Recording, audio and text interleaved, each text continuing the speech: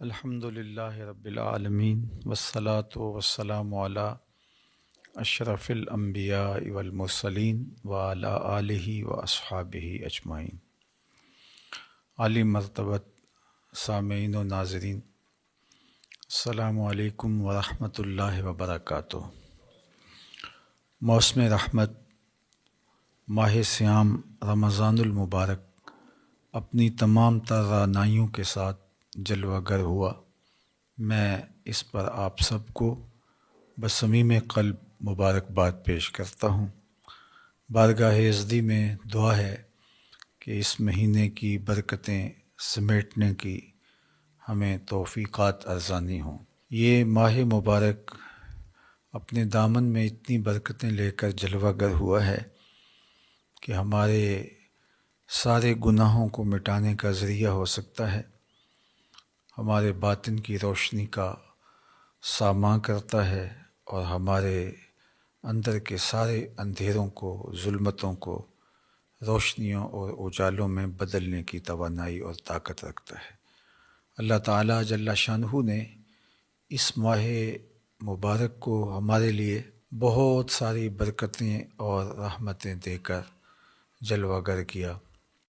اور اس امت پر اللہ کا بہت بڑا احسان ہے کہ اس نے اس ماہ انور کے ذریعے سے ہمارے لیے آسانیاں پیدا کی۔ اس میں اعمال کا اجر و ثواب بڑھ جاتا ہے۔ ایک نفل ادا کرنے پر پورے فرض کا ثواب ملتا ہے،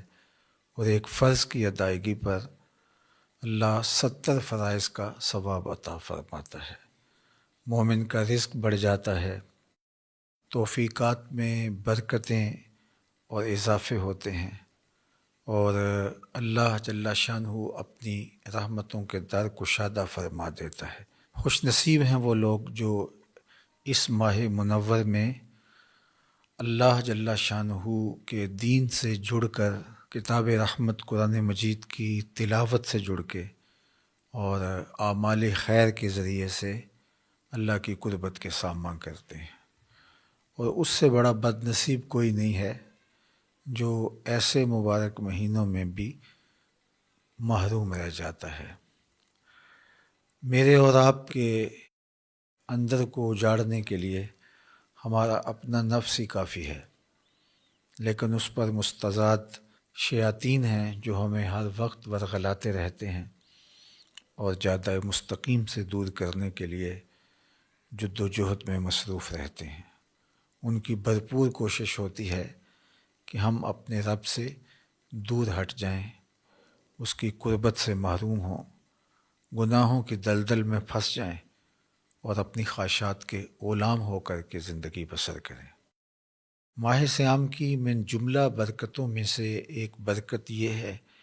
کہ اس مہینے میں شیاطین کو جکڑ دیا جاتا ہے، تو ہمارے لیے خیر کی راہوں پہ چلنا آسان ہو جاتا ہے، چونکہ لڑائی صرف ہمارے نفس کے ساتھ باقی رہ جاتی ہے۔ دو دشمنوں میں سے ایک دشمن باندھ دیا گیا ہے اور وہ شیاطین ہیں۔ اس عنوان سے حضرت امام بخاری علیہ رحمہ، حضرت امام مسلم نے اپنی اپنی اسناد کے ساتھ حدیث روایت کی ہے۔ آج کی اس نشست میں میں یہ آپ کے سامنے رکھنا چاہوں گا۔ حضرت سیدنا ابو ہریرہ رضی اللہ تعالی عنہ سے یہ روایت مروی ہے۔ فرماتے ہیں قال رسول اللہ صلی اللہ علیہ وآلہ وسلم، اللہ کے پیارے محبوب صلی اللہ علیہ وآلہ وسلم نے ارشاد فرمایا، اذا دخل شہر رمضان فتحت ابواب السماء، جب ماہ سیام جلوہ گر ہوتا ہے، اس مہینے کی آمد ہوتی ہے، تو اللہ آسمان کے دروازے کشادہ کر دیتا ہے۔ وفی روایت فتحت ابواب الجنہ،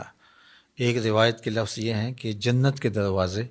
کھول دیے جاتے ہیں۔ وغلقت ابواب جہنم، اور جہنم کے دروازے بند کر دیے جاتے ہیں۔ وسلسلت الشیاطین، اور شیاطین جکڑ دیے جاتے ہیں۔ اور ایک روایت میں وفتحت ابواب الرحمہ، اور رحمت کے دروازے کشادہ کر دیے جاتے ہیں۔ تو گویا اللہ جل شانہ اس مبارک مہینے میں رحمت کے در کشادہ کرتا ہے، جنت کے دروازے کھول دیتا ہے، آسمان کے در کشادہ کر دیے جاتے ہیں، جہنم کے دروازے بند کر دیے جاتے ہیں، اور وہ قوتیں جو ہمیں جہنم کی طرف لے جانے کے لیے کوشاں رہتی ہیں انہیں محبوس کر دیا جاتا ہے، انہیں باندھ دیا جاتا ہے، شیاطین کو جکڑ دیا جاتا ہے۔ اب ہمارے لیے کتنا آسان ہو جاتا ہے کہ ہم خیر کی طرف اپنے سفر کو شروع کریں، اپنے اندر اتر کر کے اپنی کوتاہیوں کا خود ادراک کریں اور خیر کی طرف اپنے سفر کا آغاز کریں۔ چونکہ جو رکاوٹیں تھیں ان میں سے بڑی رکاوٹ شیطان تھا، تو شیاطین کو اس ماہ منور کے اندر اللہ تعالیٰ نے جکڑ دیا ہے۔ یہ کتنی بڑی کرم نوازی اس نے ہمارے اوپر فرمائی کہ ہمارے دشمن کو ہی ہمارے راستے سے ہٹا دیا، جو ہمیں جادہ مستقیم سے ہٹانے کے لیے دن رات کوشاں تھا اور جس کے ساتھ ہمارا مقابلہ جاری تھا، اور جس کی وجہ سے ہم شر کی جانب لڑک جاتے تھے اور نیکی کی توفیق ہمیں نہیں ہو پاتی تھی، شیاطین کے بہلانے کی وجہ سے، ان کے بہکاوے کی وجہ سے اور ان کے شر و فساد کی وجہ سے۔ تو اللہ تعالیٰ جل شانہ کی کتنی بڑی عنایت اور کتنا بڑا کرم کہ اس نے ہمارے راستے سے ہمارے دشمن کو ہٹا دیا اور ہماری یہ مدد اور نصرت فرمائی۔ اب اتنی بڑی کرم نوازی کے باوجود، اتنی بڑی رحمت کے باوجود، اتنی بڑی رکاوٹ کو ہٹا دینے کے باوجود اگر کوئی شخص خیر کی طرف راغب نہیں ہوتا اور اچھائی کی راہ پہ گامزن نہیں ہوتا تو پھر اس سے بڑا محروم کوئی نہیں ہو سکتا۔ دوسری ایک روایت اسی عنوان سے ہے جس کو حضرت انس بن مالک رضی اللہ تعالی عنہ روایت کرتے ہیں، قال دخل رمضان، ماہ صیام داخل ہوا، یہ مہینہ جو ہی طلوع ہوا، فقال رسول اللہ صلی اللہ علیہ وآلہ وسلم، تو اللہ کے پیارے محبوب صلی اللہ علیہ وآلہ وسلم نے ارشاد فرمایا، ان ھذا الشہر قد حضرکم، لوگوں یہ مبارک مہینہ آ گیا ہے، یہ طلوع ہو گیا ہے، برکتیں لوٹاتا ہوا یہ مہینہ جلوہ گر ہو گیا ہے۔ وفیہ لیلۃ خیر من الف شہر، اور اس میں ایک ایسی رات ہے جو 1000 مہینے سے بہتر، اشرف اور افضل ہے۔ پھر ارشاد فرمایا، من حرمھا فقد حرم الخیر کلہ، جو محروم ہو گیا وہ ہر خیر سے محروم ہو گیا، یعنی ایسا مہینہ تم کو نصیب ہوا ہے جس میں ایک رات 1000 مہینے سے افضل و اشرف ہے، اور یہ رحمتیں بانٹتا ہوا، نور بکھیرتا ہوا، خیر تقسیم کرتا ہوا اور اللہ کی عنایات کو تمہارے اوپر نچھاور کرتا ہوا یہ مہینہ جلوہ گر ہوا ہے۔ اب اس مہینے کے اندر آپ کا دشمن بھی باندھ دیا گیا اور تمہارے لیے آسانیوں کے در کشادہ کر دیے گئے، رحمتوں کا عموم ہے، کرم نوازیوں کی بارش ہو رہی ہے، انوار کی برکھا برس رہی ہے، خیر و برکت اتر رہے ہیں، ایک رات 1000 مہینے سے افضل ہے۔ لیکن اس کے باوجود بھی اگر کوئی نکما محروم رہ گیا اپنے آپ کی کوتاہیوں کی وجہ سے اور عملی کمزوریوں کی وجہ سے، سستی کی وجہ سے، تمرد کی وجہ سے، سرکشی کی وجہ سے، کسی وجہ سے بھی وہ محروم رہ گیا تو فرمایا فقد حرم الخیر کلہ، وہ ساری کی ساری خیر سے محروم رہ گیا۔ اللہ اکبر۔ ولا یحرم خیرہا الا محروما، اور اس ماہ انور کے خیر و برکات سے محروم وہی رہتا ہے جو حقیقت میں محروم ہے، جو شقی اور بدبخت ہے وہی محروم رہے گا، ورنہ اتنی فراواں رحمتیں، اتنا کثیر کرم اور اتنی عنایات اس کی برس رہی ہوں تو بتاؤ کہ کوئی کیسے محروم رہ سکتا ہے۔ لیکن جو بدبخت دل کا کالا ہے، باطن اس کا اجڑا ہوا ہے اور وہ خیر کو حاصل کرنا ہی نہیں چاہتا تو وہ تو حقیقی محروم ہے، تو وہ اس مبارک مہینے کے اندر بھی محروم رہ جائے گا۔ اور جو خیر پانے والے ہیں وہ ہر موقع سے خیر اپنے حصے کی سمیٹ لیتے ہیں، وہ کیا کسی نے کہا تھا ہر شب قدر است اگر قدر دانی، کہ ہر شب قدر ہے اگر تو قدر پہچان لے، اور اگر کوئی قدر نہ پہچاننے والا ہو تو وہ شب قدر کو بھی محروم رہتا ہے، وہاں سے بھی برکتیں نہیں سمیٹ سکتا۔ تو جن کی طبع ہموار ہوتی ہے، جن کے باطن ستھرے ہوتے ہیں، جن کے خیالوں میں پاکیزگیاں ہوتی ہیں، جن کی سوچوں میں نور ہوتا ہے، تو وہ اپنے حصے کی خیر ہر جگہ سے کشید کر لیتے ہیں۔ اور جو اندر سے محروم ہوتے ہیں، شقی القلب ہوتے ہیں، ان کے باطن اجڑے ہوئے ہوتے ہیں، تو وہ پھر برستی رحمتوں میں بھی اپنے دامن کو تر نہیں کر پاتے، اور وہ یوں ہی اپنی زندگی برباد کر دیتے ہیں۔ عالی مرتبت سامعین، ناظرین، یہ ماہ مبارک ہمیں زندگی میں ایک بار پھر نصیب ہوا ہے، نہ جانے دوبارہ زندگی میں نصیب ہو یا نہ ہو، لیکن اس پورے مہینے کو ہم اپنے دامن کو پھیلا کر اللہ جل شانہ کی رحمتوں کو سمیٹنے کی بھرپور کوشش کریں، خوش دلی سے اس کا استقبال کریں۔ اس مہینے کے آنے پر ہمارے چہرے پہ مسرت و فرحت اور بشاشت کا ظہور ہونا چاہیے۔ ہم پوری طرح سے اس مہینے کے ایک ایک لمحے کی قدردانی کریں، قرآن مجید کی تلاوت اپنے معمولات میں ہم شامل کریں، اس مہینے میں کثرت کے ساتھ صدقہ و خیرات کریں، ہم 5 گانہ نماز باجماعت اور تکبیر اولیٰ کے ساتھ پڑھنے کی کوشش کریں، اور صلاۃ التراویح میں پورا قرآن مجید ہم سماعت کریں۔ کسی ایک جگہ جہاں قرآن مجید ترتیل کے ساتھ خوبصورت لہجے میں پڑھا جاتا ہے، اچھے تلفظ کے ساتھ پڑھنے والے قراء موجود ہیں، وہاں ہم قرآن مجید کی تلاوت سنیں، ورنہ قرآن مجید تیزی کے ساتھ پڑھنے سے اس کا حق بھی ادا نہ ہوتا ہو تو وہ وقت ضائع کرنے والی بات ہے۔ قرآن مجید وہاں جا کے سنیں جہاں قرآن مجید کو اس کے آداب کی رعایت کے ساتھ تلاوت کیا جاتا ہے۔ تو یہ ایک موقع ہے تراویح کے اندر قرآن مجید سننے کا، اور یہ نہیں کہ ہم چند تراویح پڑھنے کے بعد بھاگ جائیں، یا آخری 2-4 تراویح میں شامل ہو جائیں، یا درمیان میں آئیں اور پھر چلے جائیں۔ یہ تو عبادت اور ذکر و فکر کا مہینہ ہے۔ اللہ کے محبوب علیہ السلام خود بھی بیدار رہتے اور اپنے اہل خانہ کو بھی بیدار رکھتے، اور شد المیزر کے لفظ ہیں، حضور کمر بستہ ہو جاتے اور انتہائی کوشش بلیغ کرتے اللہ جل شانہ کے ذکر میں، اللہ کی یاد میں،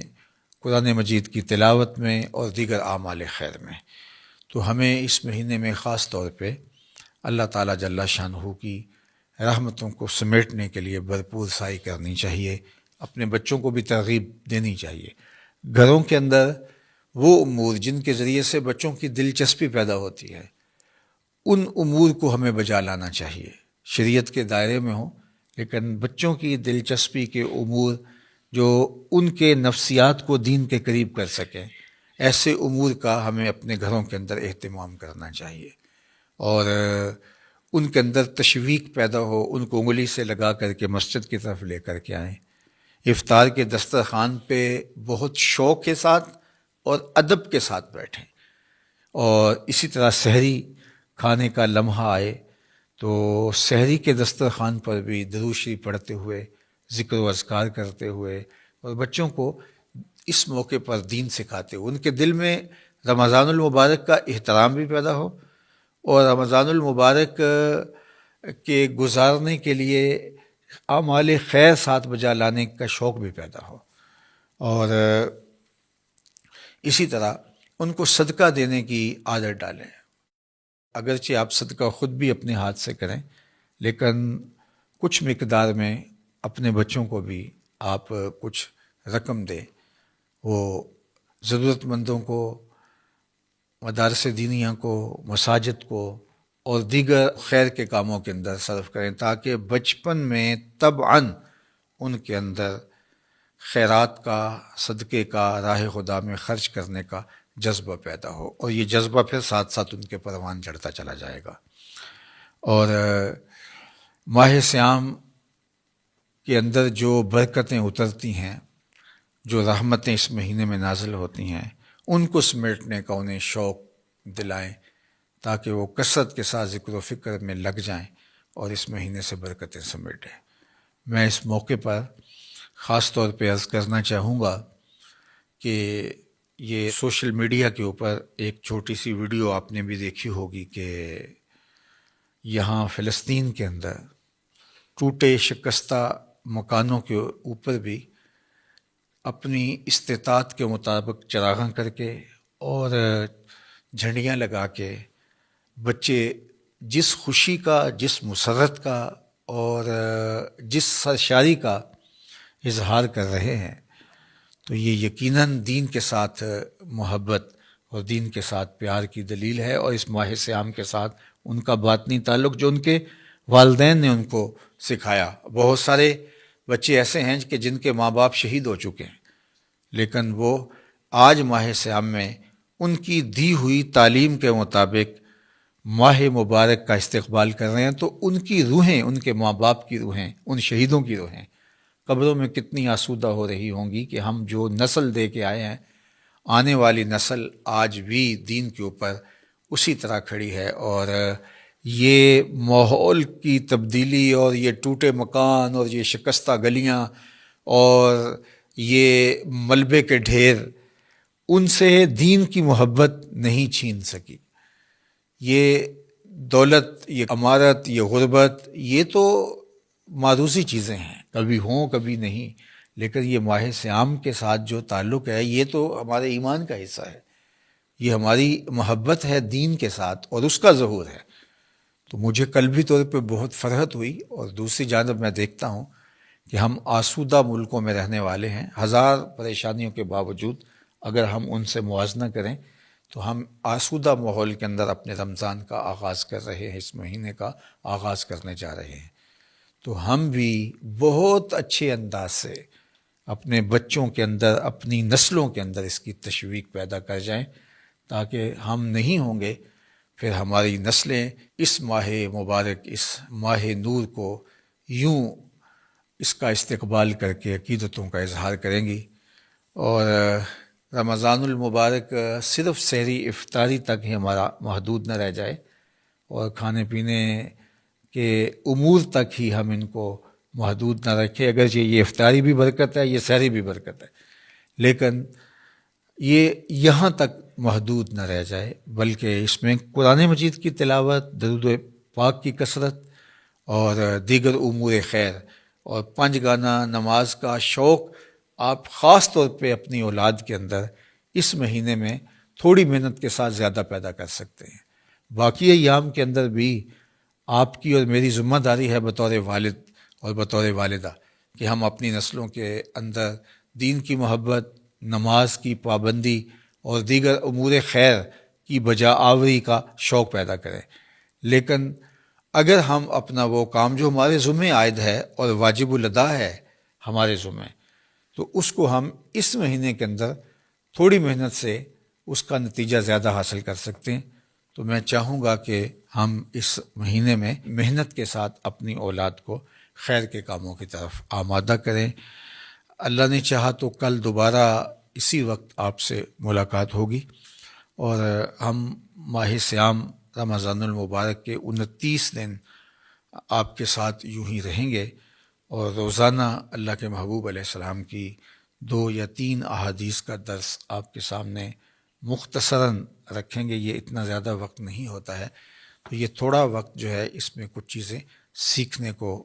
ملیں گی، اور یہ ویسے بھی مبارک گھڑیاں ہیں اور مقدس ساعتیں ہیں، اور ان گھڑیوں میں جو خاص رحمتیں اترتی ہیں اور انوار نازل ہوتے ہیں، تو ان کو ہم سمیٹنے کی کوشش کریں۔ اللہ جل شانہ آپ کو مجھے اپنی رحمتوں کے سائے میں رکھے۔ والسلام علیکم ورحمۃ اللہ وبرکاتہ۔ اللہم صلی علی سیدنا و مولانا محمد معدن الجود والکرم وآلہ وصحبہ وبارک وسلم۔ اللہ اٹھے ہوئے ہاتھ، پھیلی ہوئی جھولیاں اپنی رحمتوں سے بھر دے، وقت کی بہاریں نصیب فرما، مقدر کی خزائیں رخصت کر دے۔ جئیں تو تیرے لیے، مریں تو تیرے دین کے لیے۔ زندگی کی آخری ہچکی تک تیرے رسول کے وفادار رہیں، ہر علت سے، ہر قلت سے، ہر ذلت سے رہائی عطا کر دے، اپنے پاک نبی کے در کی گدائی عطا کر دے، نفس و شیطان کے مکر و فریب سے، دجل و تلبیسات سے ہماری حفاظت فرما۔ اے اللہ تو کریم ہے، ہم تیرے عاجز اور ناتواں بندے اس ماہ مبارک کی برکتوں کے سوالی بن کے تیرے حضور حاضر ہیں۔ اللہ اس مہینے کی رحمتوں سے ہمیں محروم نہ رکھنا، اللہ اس مہینے میں اترنے والی رحمتوں کا وافر حصہ ہمیں نصیب کر دینا۔ اللہ ہماری آنکھوں کو، ہمارے کانوں کو، ہمارے خیالوں کو، ہماری سوچوں کو پاکیزگی عطا کرنا، روزے کو روزے کے آداب کی محافظت کے ساتھ نبھانے کی ہمیں توفیق عطا فرمانا، اور اپنی خاص کرم نوازیاں میرے وطن کے شامل حال فرمانا۔ اللہ میرے ملک کو امن کا گہوارہ بنانا، یہاں دہشت گردی کے سلگتے الاؤ ٹھنڈے کر کے امن کی بہاریں پیدا فرمانا، معیشت کا جمال، معاشرت کا حسن اور صالح اقدار کا نور عطا فرمانا۔ اہل غزہ کے لیے تیرے حضور ملتجی ہیں، اللہ ان کی مدد، نصرت اور اعانت فرمانا۔ اس آسمان کے نیچے، زمین کے اوپر تیرے علاوہ کوئی ان کا آسرا نہیں بچا، اللہ ان کے حوصلے نہ ٹوٹنے پائیں۔ اللہ جس طرح قسم و پرسی کے اس عالم میں بھی وہ تیرے دین کے ساتھ جڑے ہیں، ماہ سیام کی خوشیاں منا رہے ہیں، اللہ ان بچوں کو حقیقی اور ابدی خوشیاں عطا فرمانا۔ آج جو ملبے کے ڈھیر کے اوپر کھڑے ہو کے مرحبا یا رمضان کے نعرے لگا رہے ہیں، آج وہ یہاں کھڑے ہو کر کے اپنی محبتوں کا چراغاں کر رہے ہیں، اللہ ان کے لیے حقیقی خوشیاں غلبہ اسلام کی شکل میں نصیب فرمانا، اور اپنی عنایتوں اور کرم نوازیوں کا حظ وافر مقسوم فرمانا۔